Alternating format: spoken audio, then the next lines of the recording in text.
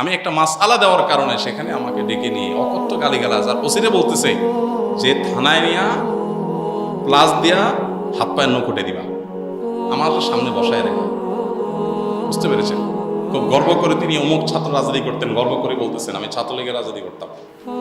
এই নারায়ণগঞ্জের এসপি, এই বর্তমান এসপির কথা আমি বলছি না, এর আগে যিনি ছিল।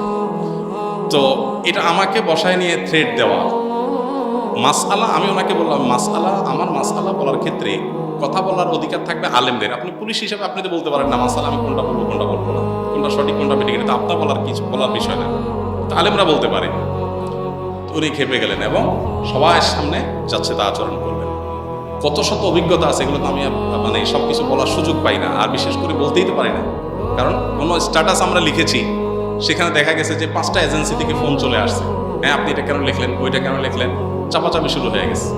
আমাদের ফাউন্ডেশনের সমস্ত হিসাব নিকাশ পুঙ্খানুপুঙ্খভাবে রাখার পর সেটা আবার আমরা ইয়েতে ভালো অডিট ফার্মের মাধ্যমে অডিট করে একেবারে এমনভাবে রাখি যে তিল তিল করে আমরা হিসাব ফেসবুকে পর্যন্ত দিয়ে দিই, কোনটা কত দিয়ে কিনি সেটা পর্যন্ত আমরা দিয়ে দিই। এত কিছুর পরও দেখা গেল যে আমাদেরকে বিভিন্নভাবে নাজেহাল করার চেষ্টা করা হতো কোনো লোক। আলহামদুলিল্লাহ এর মধ্যেও প্রশাসনের উপরস্থ কিছু কিছু মানুষ পরেশান করলেও নিচু পর্যায়ের বা মাঝারি বা কোনো উপরস্থ কর্মকর্তাদের সহযোগিতাও ছিল, তাদের সহায়তা না থাকলে এতদূর আমরা আসতে পারতাম না। কিন্তু একটা বড় অংশ আমাদেরকে দৌড়ের উপর লাগতো। ইস্তেসকার নামাজের ঘোষণা দিছি, আমার বাসার নিচে দেখি যে বিভিন্ন গোয়েন্দা সংস্থার গাড়ি বোঝাই করা, মানসিকভাবে পেরেশানি। বাবা ইস্তেসকার নামাজ পড়বো, একটা নিরীহ একটা ইবাদত, আল্লাহর কাছে দোয়া করবো দেশের ভালোর জন্য। সেখানে দেখা গেল যে আমি বাসার থেকে বের হইতে না হইতে দেখি যে মানে একেবারে চারপাশে ঘিরে ধরছে, সোজা কথা মানসিক চাপ যেটাকে বলে সেটা দিয়ে রাখা।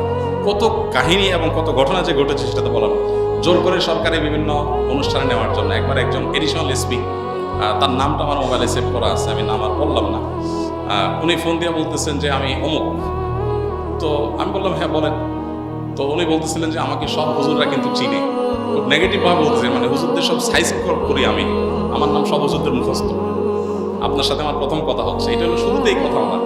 এরপর কি হয়েছে বলা যায় একটা অনুষ্ঠানে যাইতে হবে আপনাকে, সেখানে অমুক অমুক থাকবে, রাষ্ট্রের সবচেয়ে বড় বড় পর্যায়ের লোক তারা থাকবেন, আপনাকে যেতে হবে। কি হয়েছে সেখানে আপনাকে একটা বক্তব্য দিতে হবে। তো আমি বুঝছি যে আমাকে একটা প্ল্যান ওয়াইজ আমাকে দিয়ে একটা জিনিস করানো হবে। আমি বিভিন্নভাবে অপারগতা প্রকাশ করলাম, বলে যে রাষ্ট্রের প্রয়োজন আপনি অস্বীকার করতেছেন। হ্যাঁ আমি আমার রাইট আছে, রাষ্ট্র চাইলে আমার সেখানে বাধ্য করতে পারে না, আমি সাধারণ নাগরিক। যাই হোক, পরে শেষ পর্যন্ত আমার সেখানে যাওয়া লাগে না আলহামদুলিল্লাহ। এরকম পরিস্থিতি হয়েছে। সর্বশেষ এই যে আমাদের আসিফ মাহতাব গ্রেপ্তার হলো, তার নিয়ে পোস্ট দিলাম, আমাকে আমার এক ভাই সোর্স তিনি বললেন যে ভাই আপনি বাসায় থাকেন।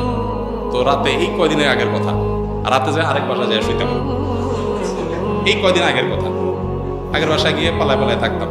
একদিন আসরের পরে বাসার সামনে মোটরসাইকেলে 2টা লোক আসছে। আমার বাসা এমন এক জায়গা, আশেপাশে কোনো মানুষজন নাই, এখানে কেউ রিক্সাও চলে না, কোনো সাধারণ গাড়ি দিয়ে নিজস্ব গাড়ি ছাড়া যাওয়ার সুযোগ নেই, এরকম একটা জায়গায় থাকি আমি। সব মরুভূমি, আশেপাশে ঘাস, মানুষজন নেই। সেখানে কোনো মানুষ আসা তো স্বাভাবিক নয়। 2জন মানুষ আসরের আগ থেকে এসে অপেক্ষা করলো। তারা মনে করেন এত লম্বা সময় আসে, নিশ্চয়ই ওয়াশরুম রুমে গেছে লম্বা সময় ধরে। মাগরিবের নামাজ পড়লাম, ওযু ছাড়াই নামাজ পড়লো আমাদের সাথে।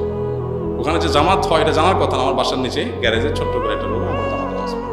যাই হোক, এরপরে যাওয়ার সময় আমাদের একজনকে জিজ্ঞেস করলো অমুককে তমুককে, নাম জিজ্ঞেস করলো, তখন আমরা বুঝলাম যে এটা সংস্থার লোক।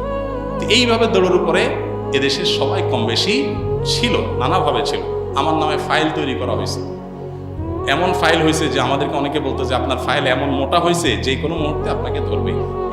মানে আন্দোলন যদি না হইতো, সফল যদি না হইতো, তো হয়তো এরপরে আমাদেরকে আয়নাঘরে যাওয়া লাগতো।